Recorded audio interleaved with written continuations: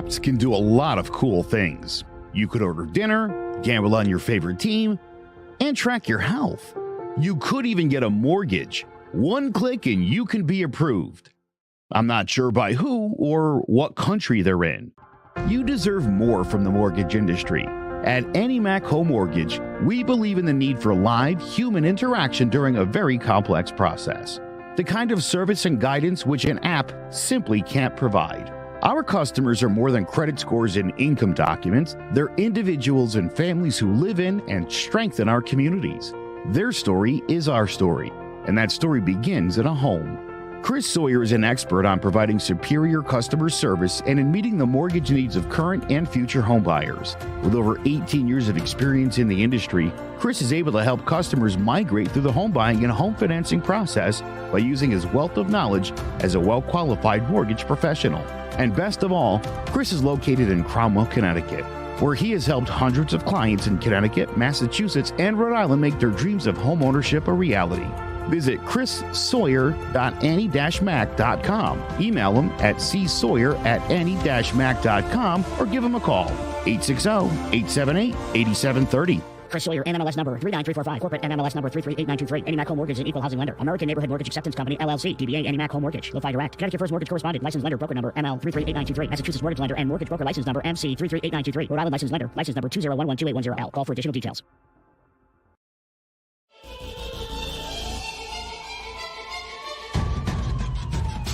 Throwing jabs, always full send. Here we go again. Jared, Joe, and Jay's Clover Crest, top three corner man, punching in with a puncher's chance. We find a way to win. The main event, locked it in every Saturday at 10. The overhand is out of hand when it comes to fisticuffs. Slide a hand on the undercard, you'll never see the punch. Uppercut got you missing weight, feet are stepping late. Keep your guard up, feeling faint from a feint. Take a stand and eight, then retaliate. Put up your duke, stick and move, bob and weave. Don't lose hope against the ropes, there's always an escape. Never stay down. One more round, bells ringing, counter punch with your chin tucked and go down swinging. We bringing crosses with no worship, hooks with no verses, combinations with no locks. When you feel the flurry, it's curtains. From scrub scraps to fight stats, relax if you want the facts, cause the best combat podcast is Throwing Jabs.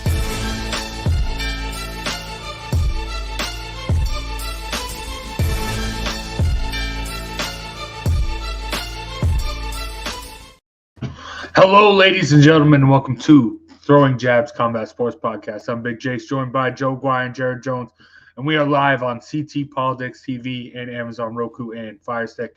And as always, you can check out anywhere you get podcasts from. Download Throwing Jabs Podcast, as well as YouTube, Facebook, and Twitter. Now we got not a lot to preview, but we got a lot to recap as we had a big UFC 81 last week. Let's start off with main event. Alex Pereira finishes Adesanya in the fifth to become the UFC middleweight champion. Creates what he did against Adesanya in kickboxing. Finishes that. Joe, what do you think of the fight? Well, man, I wasn't surprised how it ended, but again, I think in light of what Leon Edwards did a couple weeks ago against Kamaru Usman, it was a situation where, you thought the champ would have done enough and had kind of held on, and another one of these late finishes. Pereira clearly has Israel Adesanya's number. He doesn't fear Israel Adesanya. I would, I'll be honest, I would have preferred a few more punches before they stopped that fight. Because when he dropped to the knee, I think he was doing it kind of not because he was hurt, but I don't think he fell because he was hurt. I think he was more just trying to get himself in from not being hit, because he did bounce right back up. So I would have preferred that they fight that out a little more, let the guy go out in his shield, as they say. But look, Pereira he knows what he's doing in there, especially against Israel Adesanya. And Adesanya, I thought, was a lot more aggressive than he's been in most of his recent fights, which is good. It's like he wanted to put some hurting on Pereira, and he got bested again. That's just how this relationship's gone. You and I were saying that if this if this fight goes to Pereira, it's going to look like Leon Edwards and Usman. And it did. Yeah. He won one round. You were falling asleep in the fifth, and then bang, something bad happened. I want you to tell me who this reminds me of, though, Joe. Come on, Joe. Great champion. Lost in the amateurs. A boxer. Tony, where you at? Come on, Joe. Amateur. Guy beat him in the amateurs. Guy comes up to pros. He almost doesn't get the shot, and then they finally give it to him. He knocks him out twice, and his whole life is different. Come on, guys. Is that... You got any excuses now, Roy? Oh, wow. All right. Antonio Tarver. Tarver. Yeah. Beats right Roy on. in the amateurs, follows him all the way up through the pros. You got any excuses now, Roy? Do you have any more questions? Yup. Got any excuses now, Roy? Antonio Tarver just I hated that. Had his number. Oh yeah, I hated that so much. And I remember, dude, at the time too. I remember thinking like, dude, that was the amateurs. Ain't no way. You know, Roy is that good. I'm sorry, but I maybe when you guys, Jared, look, you're a fighter. You fought your whole life, right? I mean, there's just some people who you don't match up well with, or they just got your number for whatever reason. They just, you're just a big old target when you're fighting those people. Yeah, Buju was like that, left-handed kid, a big, powerful left hand, and I dominated the kid for about 8 rounds, and then I told him that if you're left-handed, you want to try to keep your foot outside of the other guy's front foot. And after that, it was like the only way to hit him was to jump into the lion's mouth. And he just, for some reason, that's my only knockout loss. I did win money on this fight, my by number. the way. I think he was like 4-5 or something. Yeah, I did lay some money on Pereira in the fight here. I just had a feeling. I did. Okay. Yeah. That's good. Making some money. Washington Commanders got me paid. Yeah. But back to this. Joe, you mentioned like you want to see the fight go on longer. A lot of like my casual MMA friends. This smells a lot like Weidman Silva, where everyone's like, "Oh, that's just what Silva does." He was clowning him, blah blah blah. He didn't actually get knocked out. A lot of the casuals are making that fight for Adesanya, but I'm with you. I think Pereira just has his number. Like I want to see it go back. I would also believe, but. Yeah, well, I'd also believe it mirrors that a little bit, even if Pereira beats him twice, it mirrors that a little bit because when that happened, I remember saying to my wife, Silva was the guy. Weidman's just the guy who beat the guy. He's not going to, and that's what I think we're going to get from Pereira. You're telling me the other guys at the top of that division aren't going to beat Alex Pereira? I think they do. Most of them, regularly. He just has this one's number, like you said. Yeah. Like how about Max Holloway's probably generals. like, Max Holloway's like, let me get some of this. Let me get in there and bang with this guy. Yeah, and by the way, Jace, to what you said, and I know a lot of people were quick to try to, criticize the stoppage. And again, I would have preferred a couple more punches before they jumped in. But, Adesanya got up and objected right away. And then after he talked to the corner about it and he considered things himself, he got it and he was all right with it. And he's, he wants to get back to work and get that belt back at some point, hopefully. So, and there's bad stoppages and there's terrible stoppages. And I think this one was more towards the middle of stoppages. It wasn't the worst thing I'd ever seen.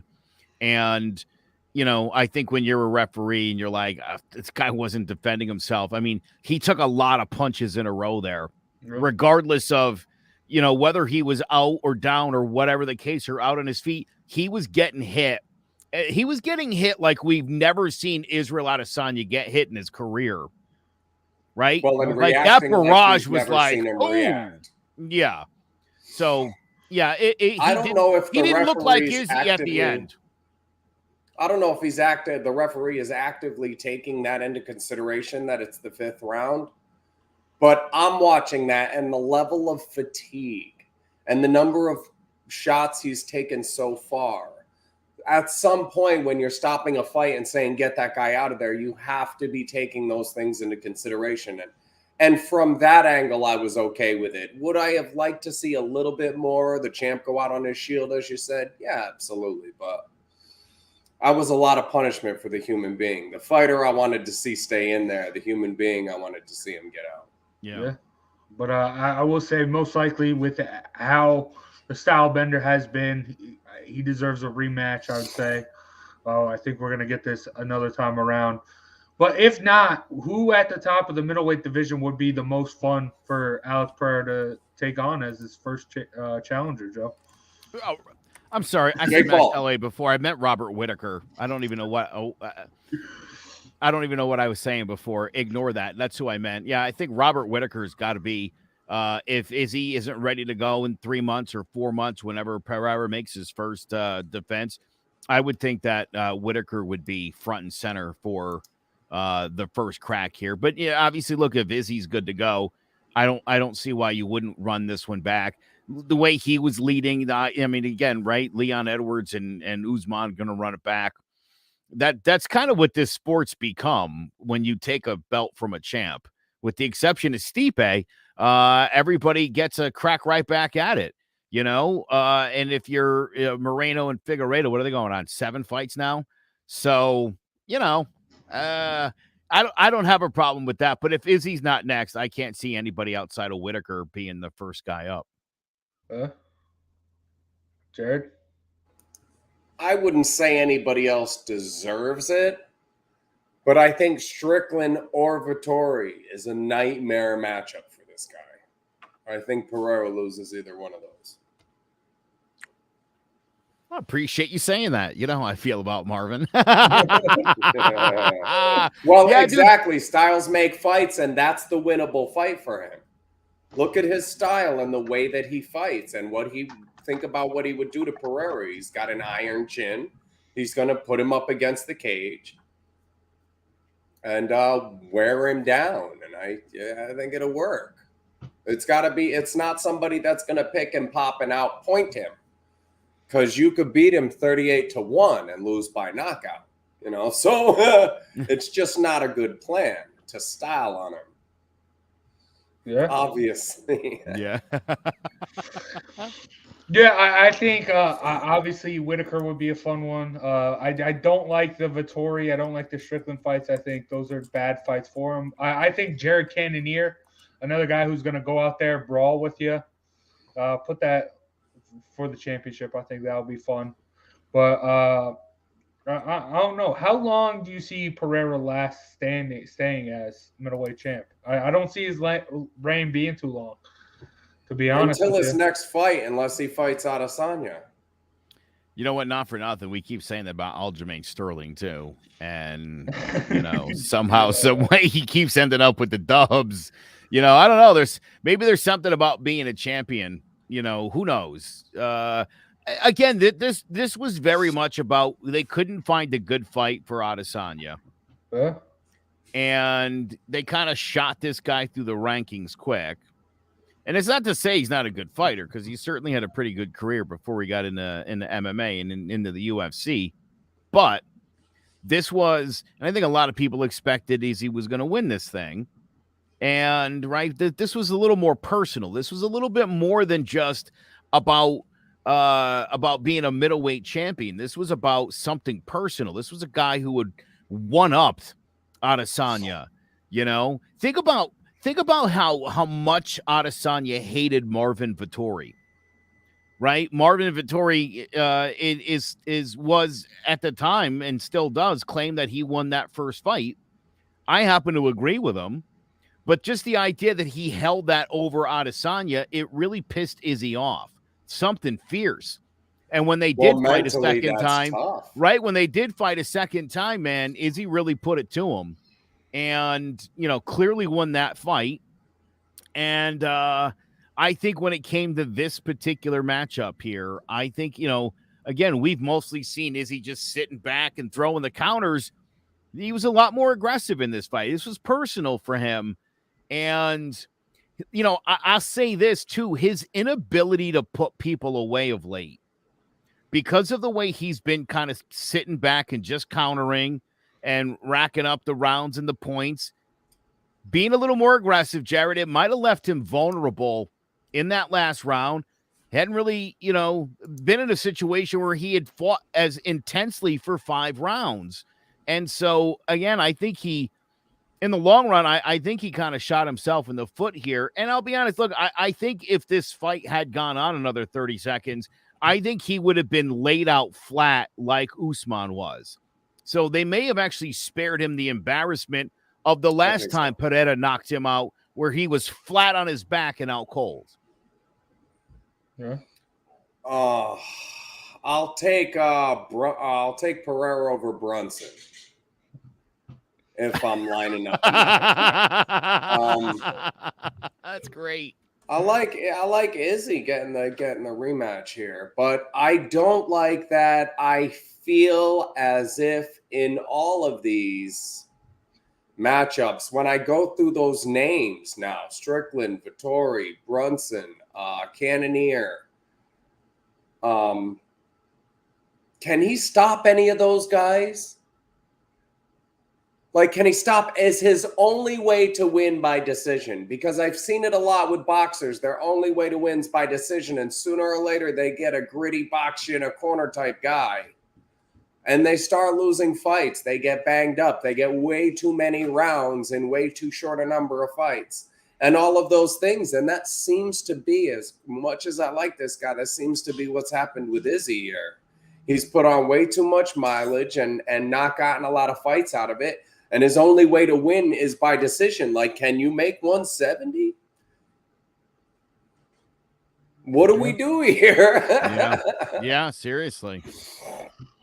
No, I think he comes back. One thing I will say about this fight is I'm surprised Adesanya didn't try to test the ground game a little bit more for Pereira, seeing as how long he's been working on that, being him having the longer career in NBA. Yeah, but again, he was comfortably winning the fight. Yeah. And when he gets into the later rounds, he just tends to sit back, not get hit, throw counters. Most of his counters don't land either. That's how the last few fights have gone for Adesanya. And so now he's in the 5th round with a guy who's got really great endurance and who can hit pretty hard. And literally just, my God, 7-8 punches in a row landed. That was rough. Yeah. And I think that was, again, where Edwards, got bam with the foot on Usman. This was just, it seemed to me like Izzy had it there. And when I initially saw him drop, I thought he dropped because he was out. In reviewing it, my thought was he was just trying to not get hit anymore, but he was done there. And he was on his fatigue. Sure. I think the fatigue, again, I think when a guy falls to the ground to get away from getting punched, I think that speaks highly of fatigue. Yeah. So look, I've been very critical of Adesanya the past few fights. And to me, this has kind of come back to haunt him in the long run. Again, being super aggressive early in this fight, because this was a personal thing for him, left him vulnerable in that last round where you're not going to just sit. This guy's not going to let you sit back and counter. He's coming. And he's got your number already, we kind of thought. And he starts just tagging him. And that was it. It went quick. Yeah. I thought that. Adesanya's lucky Pereira didn't throw a flying knee in that combo. He would have been permanently injured. I thought that a low elbow or a knee, something coming up from underneath while he's doing this. Imagine if as he went down, he came up on him. Jesus. That's part of why I was okay with the stoppage. He's never tried to defend himself like that. Like, I've never seen him. It's not that I've, that hurt, okay, but when yeah, like you say, falling to the ground, it was like instinctual defensive maneuvers. Sure, dropping into the fetal position, right? That's fighting. Yeah, that's if you were watching two people fight and one guy just dropped into the fetal position, the fight's over, right? You're not going to keep hitting that guy and he's done. Yeah. Yeah. But I want to see it run back, and we'll see. Chase, I get the sense that you're pissed about this. What? No, I'm not pissed. Say it. If you are, say it. I'm not pissed. Beside Volkanovski's the last of like the GOATs right now. Okay, everyone else, Usman's falling off. Now Adesanya. You know, funny you say that, Jace. It wasn't, what was it? Not even a year ago, I think, where we were looking at all these champions. Maybe back in December, we were talking about how dominant, especially 1 and 2 were in all the divisions. And my goodness, here we are, 11 months later. Whoa. All new faces. Holy smokes, man. It is, up and down the roster, even the women's game, where everybody was from the beginning. It is, geez. And but I'll tell you what, I think that is the beauty of this sport. You know, as much as people respected and loved Anderson Silva or hated the guy, depending, we all wanted to see him lose eventually. We did. Well, and shout out to Spence and Crawford and Pacquiao and Manny, like, who just can't, or Manny Pacquiao and Floyd Mayweather, who just could never seem to get the fights in. Yeah, this is what you would see in boxing: entertaining fights, competitive fights, and the belt changing hands all the time. You know, these guys could do a bum of the month club too, but it wouldn't entertain anybody. Yeah. They're all fighting to be at the top. Even these low-level guys, they all got losses on their record. Undefeated fighters in MMA are I did that once, ranking the best MMA top 20 and top 20 boxers, and something like 17 of the boxers were undefeated and 3 of the MMA guys were undefeated. And that's what you get. A year later, you're like, wow, I thought those guys were bad. Right? It's like, let's look from 2 to 5 and see who's even worthy. And now it's like, oh, wow, all those 3s and 4s are 1s right now. What happened? Yeah. Give me the kickboxer at 38. But one of these is going to pay off for Jace. One of these. Hey, dude, Ngannou's been paying off. I'm saying that. Both of your guys look good too, Cade and there's another one that just made the UFC, was on the Contender Series that you. Bo Nickel. Bo Nickel. There you go. Bo Nickel looks good, man. That kid looks tough. Tough as nails. Good call, Jace. Yeah, but I brought up Alexander Volkanovski because during this they announced he'll be moving up to fight Islam Makhachev. So to really be the UFC current GOAT, that's going to be a big one for him. But let's go to the co-main event, switching things up. Zhang Weili submits Carla Esparza. I feel like now the women's strawweight championship's kind of like back in the swing of things, back to being competitive. Because, I mean, did that Rose fight with Esparza, that was what it was. Esparza, we knew she wasn't going to hold the championship forever. Now we got some competition. You got Zhang up there. You got Andrade. She moved back down to the division. Obviously, Rose. Now this division's interesting again. But, Joe, how did you see like this fight? I still feel like Esparza doesn't really want to be a fighter. You know what I mean? Like, deep down, she dreams of being a dentist, or there must be some other thing in her life that, like, preoccupies her mind. And she shows up. Ben Stein's wife. Right? Like, this fight didn't surprise me in the slightest. And Carla Esparza, when we, 10 years from now, and we're talking about the good old days, no one's going to bring her name up in any way, shape, or form. And for a 2-time champion, that's a shame. Don't you think? Yeah. That's rough. She's got a new nickname, guys. The Sedative.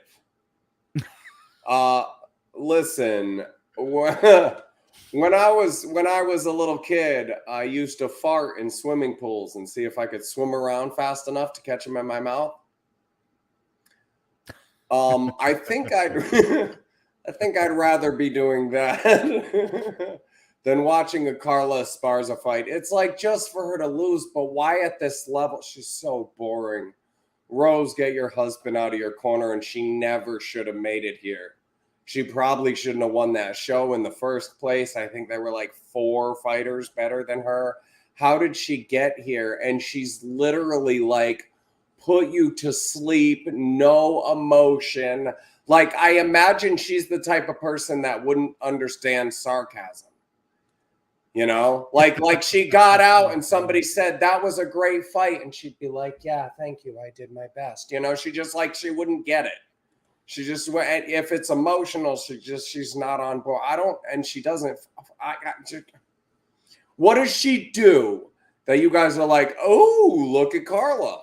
Nothing. Every other person on the UFC roster, I can look at and say, there's something there I like. Carla Esparza has just become Carla the Sedative Esparza. I can't stand this. I can't. We're even talking, but like, Willie. I love it.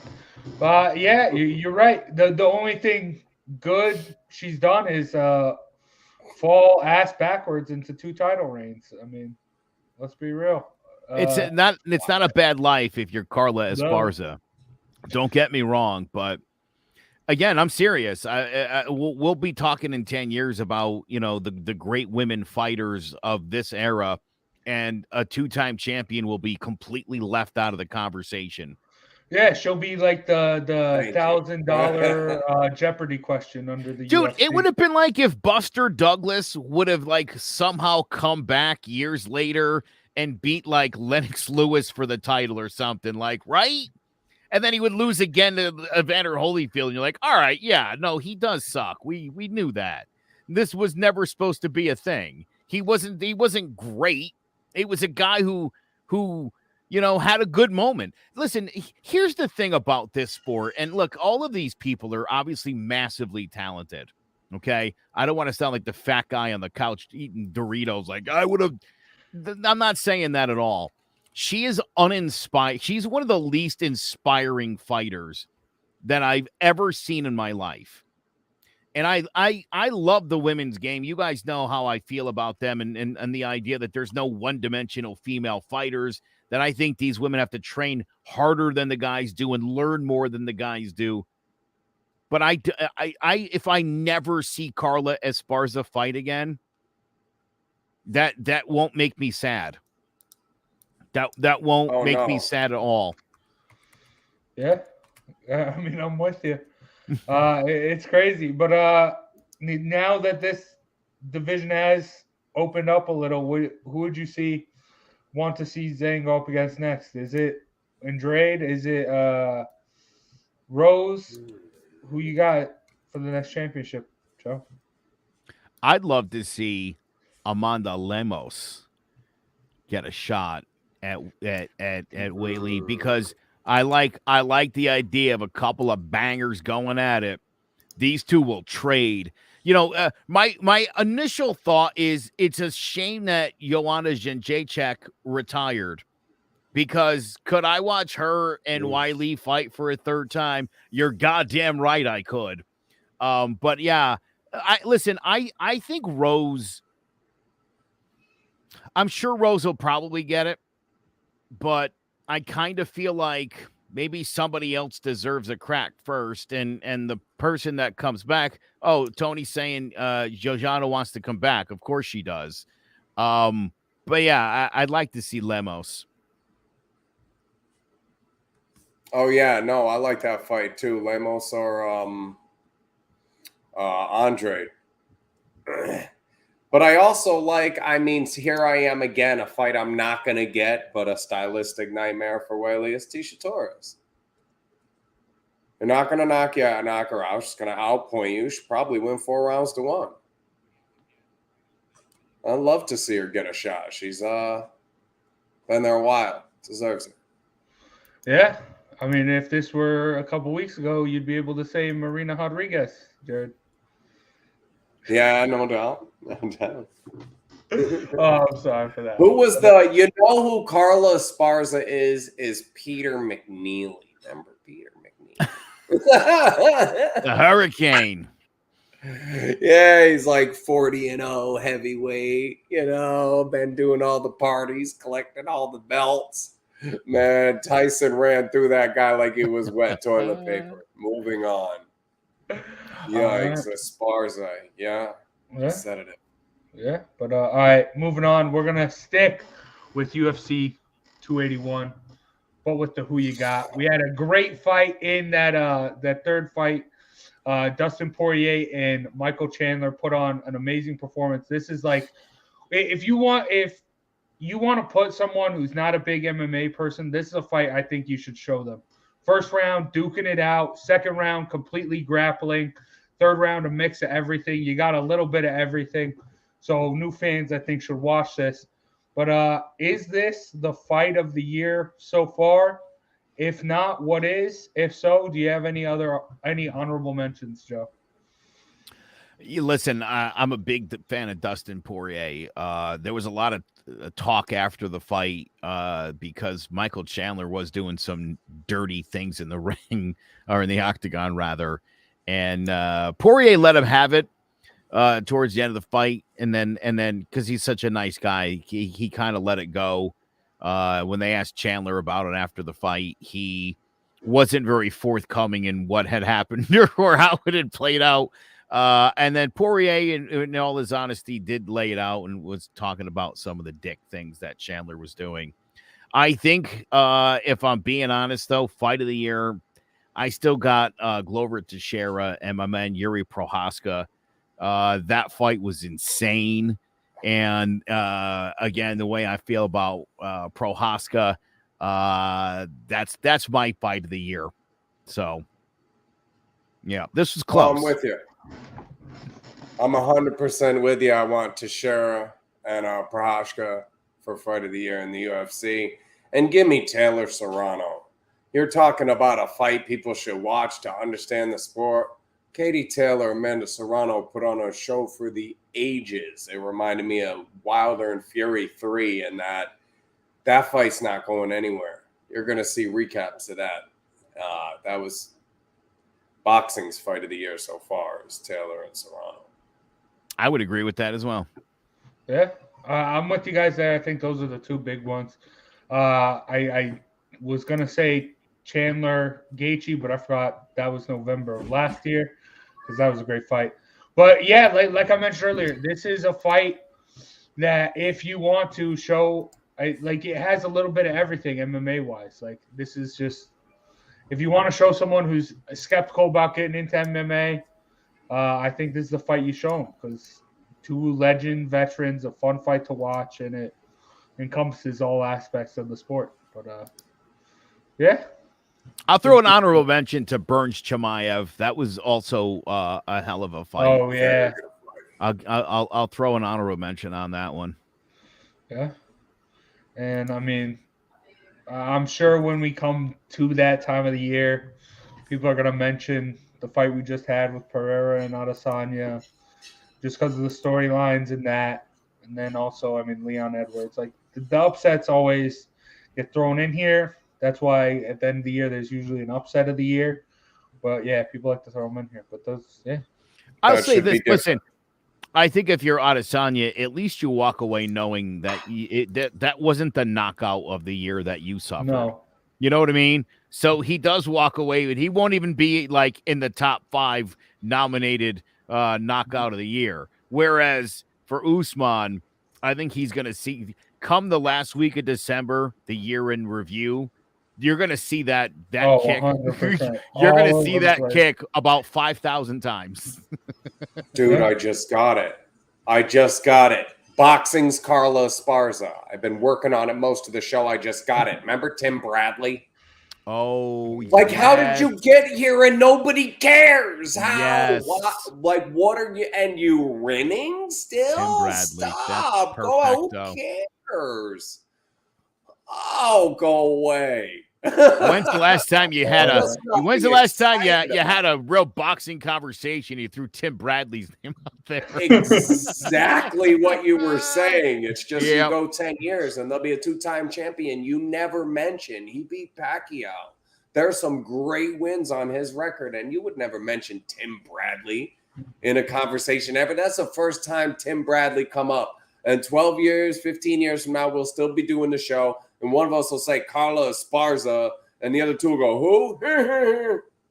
Yeah, like I said earlier, it's going to be like the $1,000 UFC question. Who was the inaugural UFC strawweight champion who also had another title reign? But yeah. She'll go right up there with Scott Norwood. That's just the answer to a question. But all right, so that's going to do it for recapping the fights. Let's take a break here, word from one of our sponsors, and we'll get back to preview Saturday night's big heavyweight UFC fight night. My name is Roseanne BC, and I'm a certified health coach with the company called Optavia. I'm a coach because I love helping people transform their health and their lives. There's a couple different plans. It's safe for a lot of different people and a lot of different ages and places in their lives. I have so many clients that have had such great success, and there's a portion of the program that is you get your health coach, you get the products, but you also get a community of people who are there. So we do Zooms every Monday night nationwide, and if people want to get more involved with other people on the same journey as them, then they can join in and have that kind of support. The website you can reach me at is sacredrosehealthandwellness.com, and you can email me from there, or you can book a virtual coaching session there where we can get your health assessment started and get you moving in the right direction. All right, Derek Lewis versus Sergey Spivak. I know Tony doesn't like Derek Lewis all that much, but I love Derek Lewis. I'm always going to go with him. I mean, it sucks that he's going up against like the Dawkins fight, like all these like young upcomers. He's that gatekeeper. You got to beat him to get close to the title. But does Spivak have it? I don't think so. I'm going to stick with the Black Beast. Derek Lewis all day, baby. Joe, who you got? You're out of your mind. Listen, Derek Lewis is starting to move into the territory of Alistair Overeem. Derek Lewis has now been knocked out 7 times in his career. And I got to tell you, Spivak can knock you out. He can submit you any which way. This guy right here. How am I doing that? Yeah, there's no way. I'm telling you right now, this is going to be one of those situations where, first of all, Derek Lewis likes to sit and wait and throw a big punch at some point and take care of business. I'm not sure he's going to find the time, man, in this fight. Dude, Sergey can finish this fight in a bunch of different ways. And Derek Lewis is going to try to knock this guy out. This guy doesn't get knocked out. This guy knocks out people. This guy submits people. So I don't know where you think your man's winning, but this is Spivak's chance to get himself into the top 5 in this division with a victory over a gatekeeper. And think about where this guy was a year and a half ago. Derek Lewis was finally getting the recognition he needed and deserved, and it's been downhill ever since. When you get to a certain level in this game, you need more than one way to win. We were just saying it about Israel Adesanya. Now we're looking at Derek Lewis. it seems like he would have to knock him out, right? Like, do you see Derek Lewis winning this by decision? Like you said, just more versatile. I don't know. It's hard to see him outpointing Spider. Yeah, listen, big man's last 3 fights, first round, second round, first round. And 2 of those were main events. Right? So here's what I'm telling you. He lost 2 of those 3 fights. Okay? So he's lost 3 of 4, and he's been losing to guys who are better fighters right now. Like he beat Chris Dawkins? Yeah. It's championship material. Yeah. Perhaps. Maybe just steer clear of Sergey's from here on out. Yeah. Listen, let me say this. You can never rule Derek Lewis out because he's got that right hand that will destroy anything it touches. Okay? He's not gonna be able to get to Spivak here. It's not gonna happen. It's just, I'm telling you, this guy's too good of a fighter. Too good of a fighter. Hey, I mean, I'm very scared for Spivak. He's tough, but this is just a hard overhead pick for me. And Jared, going back to what you said. Oh, I get you, brother. If there's only one way for you to win a fight, the best weight class for you to do that is heavyweight. There's one weight class where all you need to do is knock MFers out, the one way, there's a reason he has the most knockouts in UFC heavyweight history. UFC history. Never been 5. Never been 5. And honestly, 5, 8.5, 9.5, 10, 16, 11, 11. Huh. Number of minutes he's been in the cage during his last 3 fights, 2 of which he was stopped. 11 minutes and 11 seconds. A 5-round fight? When did he do that? When have you ever seen Derek Lewis in the 4th round of a fight? I'll bet you he morphs into Dada 2000 during the course of the. I'll bet you that he's that he's Kimbo Slice, early Kimbo Slice by the end of this fight. The last time Derek Lewis saw a 4th round was in 2017 when he got knocked out by Mark Hunt. Oh my gosh, Mark Hunt. That's a name. Yes. That I forgot about. Yeah. Imagine that. Yeah. But yeah, wow. 3, 3, 2, 3, 1, 1, 2, 1. Huh. Yeah. So he has seen a 4th round. The first half of it. I'm not taking Derek Lewis here. Yeah, and can only win by knockout is right. I feel like that's what he's going to have to do is hit a window. Yeah. But regardless, it's heavyweights. It's a main event. Yeah, I think it's going to be fun. They're going to be Derek Lewis, him trying to knock him out. It's going to be fun. Spivak, if he does take over, wins a decision. That should be interesting. You know what, though? A main event that lasts like 3.5 minutes is going to be a little unsatisfying, is all I'm saying. Oh, that co-main, Kutalaba. Yeah. Oh yeah. Let's hope that's a real banger, dude. Because I'm telling you, this fight probably doesn't go past the first round. No, but it'll be a fun one. Those are always fun. Why would you not want that, Joe? Because I like long fights.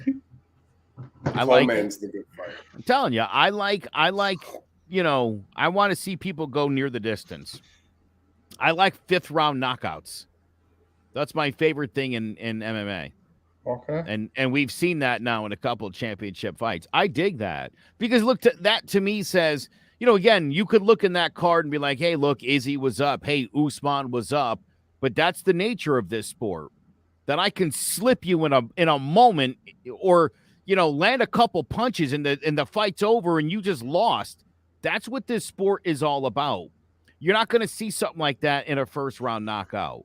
I want to see someone establish dominance. You also set yourself up for the situation where then you can say, hey, look, I was beating this guy's brains in and he slipped me. I want a rematch. I deserve a rematch, right? If you knock you out in the first round, bro, you're donezo. You're not getting a rematch. Yeah, on to the next one. That's what we want. Especially in a fight like this month. where we've seen it's a heavyweight fight and we've seen both guys stopped. Yeah. You know, like we know both guys can be stopped. So it's like, yeah, 30 seconds in, somebody gets stopped. How do you know who the better fighter is? Yeah, give me a couple rounds to find out who the better fighter is and then knock him out. Okay. I say that all the time, Jace, to you. I tell you that all the time. That's again, it's not like I don't love knockouts. And it's not like, I mean, Masvidal and Askren in the 4 seconds, give me that all day. That was great. But when I got two guys banging and I'm trying to figure out who the champion of the world is, I don't want to see somebody get knocked out in a buck and a half. I want to see these guys go a couple rounds. I want to see some things happen. And that'll give me a better idea of who's who and what's what. Okay. I just like seeing killers. Just end it early, on to the next one. Bum of the month club. Let's go, baby. Right, but I mean, that is, like you mentioned, like going that long, everyone's got a puncher's chance. Like, that's why, speaking of puncher's chances. Don't you think a little bit Stipe getting knocked out in the second round cold is part of the reason why he didn't get an immediate rematch, and to this day he still hasn't fought since that night? Yeah. Had he got knocked out in the fourth round after a battle and having already beaten Ngannou by decision in 5, don't you think he would have been like, oh, dude, come on. I mean, I went 4 rounds with this guy. Give me a break. Getting blasted early in the second round really was kind of a resounding, I think, for a lot of people. Like, dude, I mean, these guys fight again. It's going to be the same exact thing, right? Now that Ngannou's an expert wrestler because he stuffed 1 takedown. Hey, the Cyril No, Gane you're right. fight, I'm just Cyril joking. Gane Obviously, fight, against bro. Cyril Gane. Hey, You're right. and shout out to No, you. you're Phil. right. You mentioned You're right. the Stipe and Jace is Ngannou right. fight number 2, and you didn't Jace mention is the right. Octagon prize. Good. Jace is right. Do you need me to say it again? Jace I is think right. Carlos Esparza would take Derek Lewis down and submit him. Derek Lewis, Jake Paul, 2023. Hey, I'd see that. All right, Jared. Puncher's Put chance. it together. All right, Matteo Signani over Anderson Prestott. This Prestott kid was supposed to be really, really good. He's been upset twice already. One of those Michael Suro, very similar fighting style here. And Signani's level of competition has just been much higher at plus 250. I like it. Give it a shot. All right. Love it. And good thing we're recording this Thursday night because that fight is Friday night. So Jared wouldn't have been able to make you money if we were going Saturday at 10. But I found something. You would have found something, though, 100%. Even if it's Latte. football the next day. But, all right. That's going to do it for the fights today. Great one. Hopefully, I mean, it's going to be rough with the holidays coming up. I know the cards are kind of dwindling down. We're going to have a rough spot here. But then coming back next month, I believe that is what I mentioned over. I heard Derek Lewis has been jogging. Yeah, that's great. Sing, brother. Yeah. Yes. But and Volkanovski, Makhachev, that's going to be a fun one at the end of the year. But and big shout out to all of our sponsors. Make sure you check out Throwing Jabs podcast anywhere you get your podcasts. Amazon Music, Amazon Podcast, or Apple Podcasts, Spotify, YouTube, Facebook, Twitter, wherever, Twitch, and then obviously CT Politics TV on Amazon, Roku, and Fire Stick. We go live every Saturday at 10. Got some stuff going on Saturday, so that's why we came early this week. For myself, Big Jace, Joe Aguirre, and Jared Jones. Gonna end the show like we always do. And Jared, brother, hit us with that flurry. Out on a limb. When we have vices and hang-ups and shortcomings, they tend to hold us up in ways that we don't necessarily see ahead of time. So I was at a function the other day where we were throwing a football around, and an old friend of mine's holding a keg cup with alcohol in it. And he was joking about how catching the football was less important than not spilling the keg cup. So he's doing the whole thing with one hand and thinks it's funny. Meanwhile, I'm looking at a kid that was about 3 inches taller than me and had 10 pounds on me and 15 years younger 10 years ago. And now he's 100 pounds bigger than me and doesn't, while he was very athletic coming up and there wasn't a sport I probably could have been competitive in, I think the shoe's on the other foot now. And I'm 15 years older because he's playing the games with one hand, if you know what I'm saying. With that cup in his hand, I've heard people talk about decorations and wrapping Christmas presents and having a drink with them and all the things we do with a drink in a hand or with a cigarette in our hand or with a coffee in our hand. And we're literally living life one-handed and doing all the operations we have to do with one hand. It's like, look, I can do life with one hand tied behind my back. As fight fans, we know beyond a shadow of a doubt that if we're thinking and speaking very realistically, Nick Newell was only going to make it so far. Thanks, guys.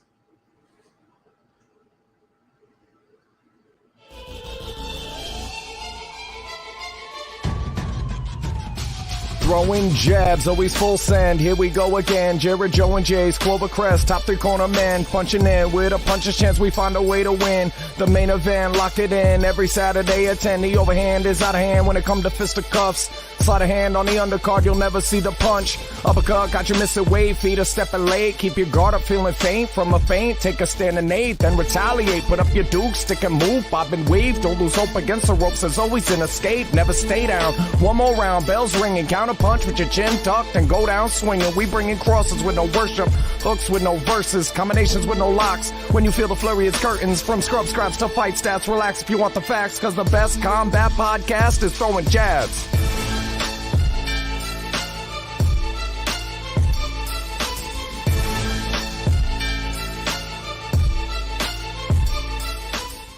Hello, my name is Joe Aguirre. I'm the president of Clovercrest Media Group, and here at CMG we have a wide variety of podcasts, including sports shows like Keys to the City, The Roll Call, Throwing Jabs, All Four Downs, and Jawing About the G-Men, and great true crime shows like Sticky Week, Crimes and Consequences, Ivy League Murders, and Bird, the unsolved murder of David Eichmann. You can find all these podcasts and so much more by visiting clovercrestmedia.com.